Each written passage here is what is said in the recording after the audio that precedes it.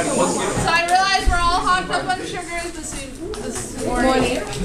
Not really. It's kind of dark outside. You absolutely, listen up. Absolutely need to have these folders every day this week. Okay? If you haven't noticed, we have some guests today.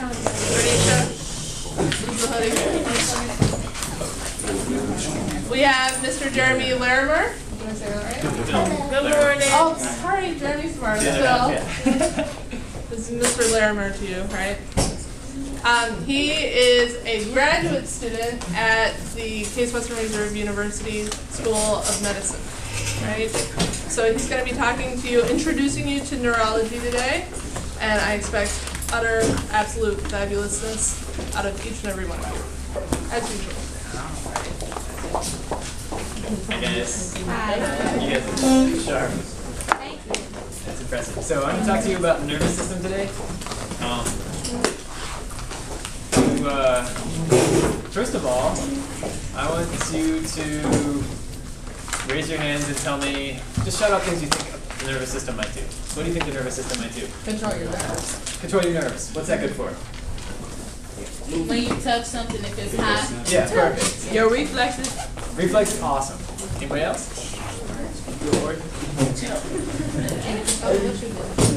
Anything? What do you mean what you do? Yeah, it controls everything. That's right. That's why this is the best system, the nervous system. All right, it controls everything. So, The cells is messing up. it's messing up. Sorry. Oh no, it's not already. It died. All right. So, I want you to learn a couple of basic things today. Oh, and I want you to take notes on words that you don't know. But also, if you don't know a word, just if I say something that doesn't make sense, just shout out or raise. No, better yet, raise your hand, and I'll explain it to you.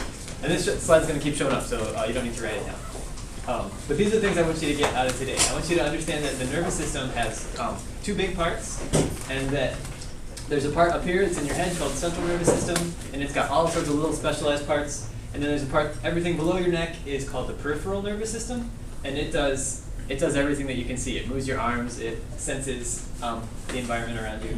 And then there's something called the autonomic nervous system, which is what makes you nervous. So like if you're sweating, or if you're like, you got butterflies in your stomach, or if your heart's racing, or if you're digesting your breakfast, that's all because of this guy, the autonomic nervous system.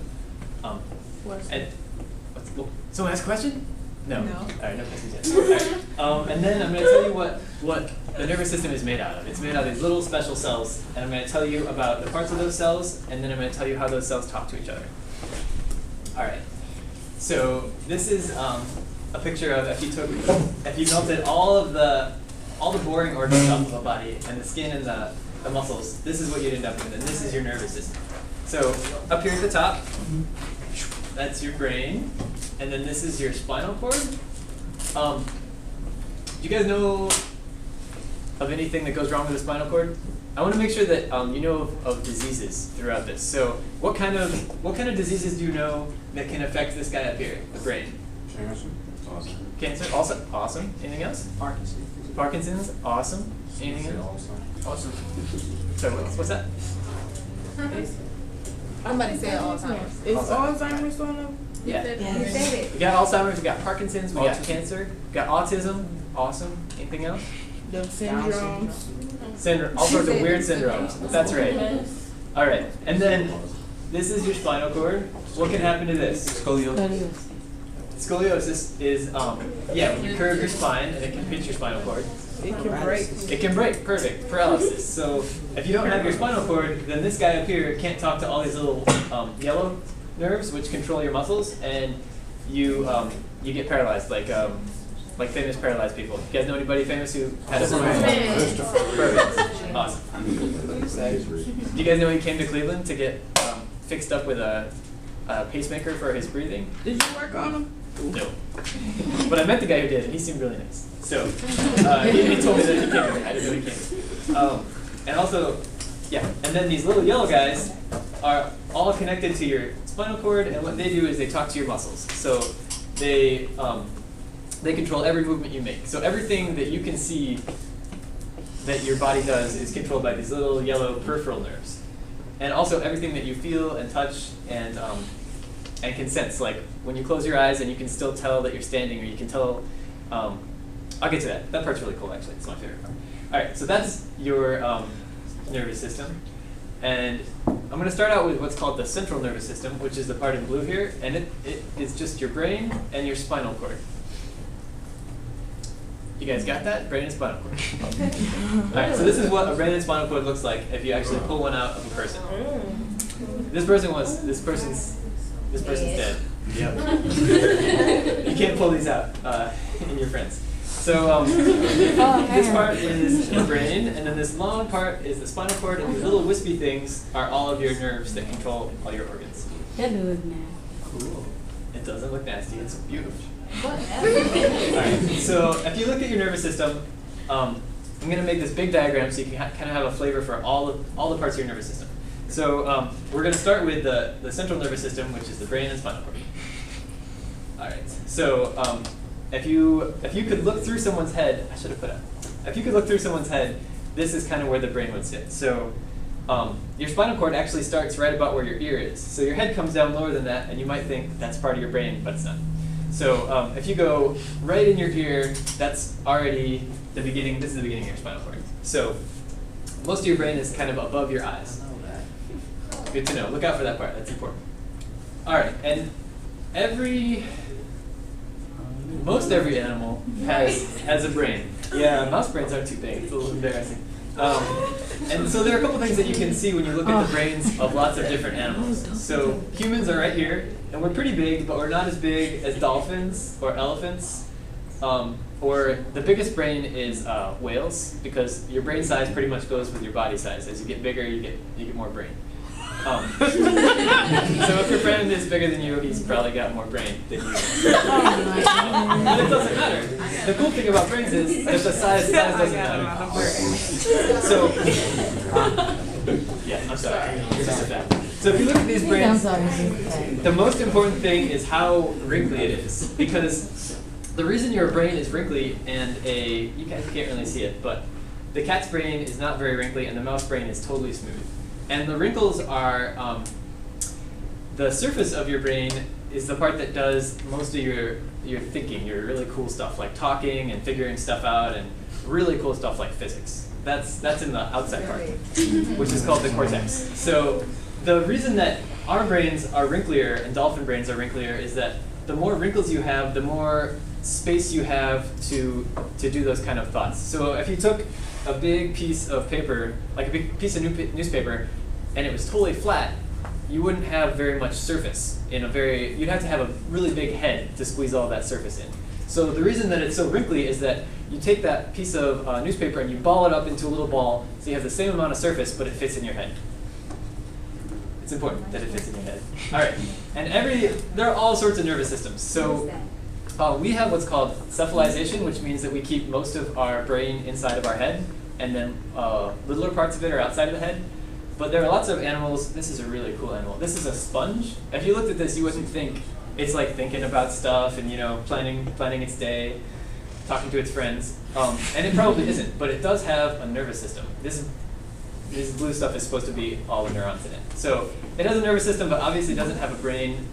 This salamander here has kind of a centralized brain, but most of its nervous system is out here in its arms and legs. And this worm is the same. Its nervous system is spread all over the place. And this is your brain. This is what a human brain looks like, and it weighs the same amount as a super big gulp. So it's a lot of brain, but it's not as much as you might think. 3 pounds to control everything you do. 7. All right. So like I said, the wrinkly part on the outside is the most important part. It's called the cerebral cortex. Has anybody ever heard those words before? Yeah. Nice. All right. So this is going to be easy. So the part at the front up here, so here's your eye down here. The part at the front is called the frontal cortex. And what it's there for is it's the top-down part that controls all of your movements, and it also does all of your planning. And the reason, this is awesome. So the reason we know everything about brains is people who get injured or people who have surgery. or people who have strokes. So really, when bad things happen to you, neuroscientists are happy because they get to learn about the brain. So this stuff is what we've learned from doing epilepsy surgeries, because in epilepsy, your brain gets too excited and you have to take parts of it out so it's not as excited. And before they take out parts of your brain, what they do is they put a little piece of cold metal on various parts of your brain, which turns off that part of the brain. And what they want to make sure is that they don't cut out any part that's important. So what they do is they put the cold metal on there to turn off a thing and say, move your arms and legs and recite the alphabet backwards, just to make sure that they're not going to take out an important part. So what they learned from that is that your brain has this really fine organization. So if you look at the this blue part, so this is the frontal lobe, this blue part and everything in front of it. And what it has in it is this really cool motor structure, and it's called a homunculus. You guys ever heard that word? No. That's right. You can write it down then. How do you Perfect. spell that? Oh, that's, You said that's what? good. What is it? Homunculus. Can you spell that? H-O-M-O-N. C-U-L-U-S. Homunculus. What's that? So when you get a headache and you be like, "Oh, the front part of my brain hurts," what does that mean? So that's a really cool question. So your whole brain has most of the nerves in your body, right? But it can't feel anything. It doesn't have any of the sensation type of nerves. So when you have a headache, it's actually the skin in your head. So your brain doesn't ever hurt. It can't.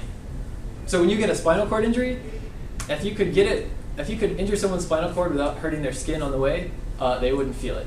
They wouldn't be able to move, but they wouldn't be able to feel anything. So the skin right here hurt. What happens is the skin hurts. Actually, and headaches are really neat, because anybody here ever had a migraine headache? Yeah, those are pretty miserable, huh? Where you see like part of your vision go out or something. Yeah. So that's really neat, because that's the only time that your brain is involved in a headache, really. So what happens in that is that you have a pain in your skin, and then the skin gets so excited that it excites part of your brain, and this is true. So when your brain gets excited, so the skin, what I mean by is excited is all the cells in your skin. You guys know what cells are? Yeah. Okay, so all the cells turn on, kind of, and when those cells turn on, that do you guys know about potassium? Yes. And sodium? Yes. And okay, you know your periodic table. All right. So potassium is what keeps all of the cells in your body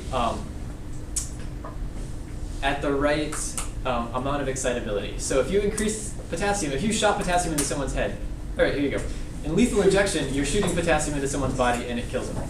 So you have to be really careful with potassium, and you have lots of systems to regulate it.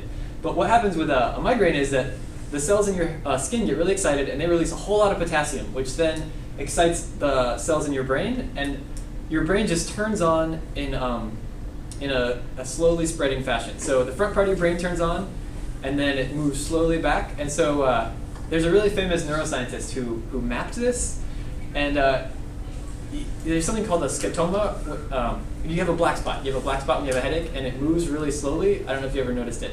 But you have a really bad headache, and it's a migraine, you'll have a big black spot moving across your vision. And that's from this potassium moving across your brain. And he mapped this out in rabbits and showed that it's moving this fast across the brain, so it should be moving this fast across your vision, and it all worked out. I'm going to get to that part. But that's headaches. That was an awesome question. Headaches. Yeah, headaches are scary, and for some reason you can have a migraine and not die. You would think that turning off your brain would be a big deal, but it's not as big a deal. Okay, but what we have here is something that's true in all of your brains. So if I opened up your head and I touched your frontal lobe at the very back right here, which is called the motor strip because it controls all your motor activity, what you'd see is that if I activated this part, which is down on the side, sorry, this is supposed to be a flipped up version of this arc. So this is right here on the side. Then if I zapped you right here, your tongue would stick out. And if I zapped you a little bit higher, your lips would tingle. And if I zapped you a little bit higher, your fingers would wiggle. And if I zapped you a little bit higher, then your arm would move. And if I zapped you way up at the top, then your leg would move. And this is just true in everybody. So that's like on House when they was poking a girl brain because she had epilepsy or something like that, and she would go like this or something. Yeah, perfect. Okay. Yeah, that's what they were doing. They were doing this mapping, which you do every time you take a part of someone's brain out. You want to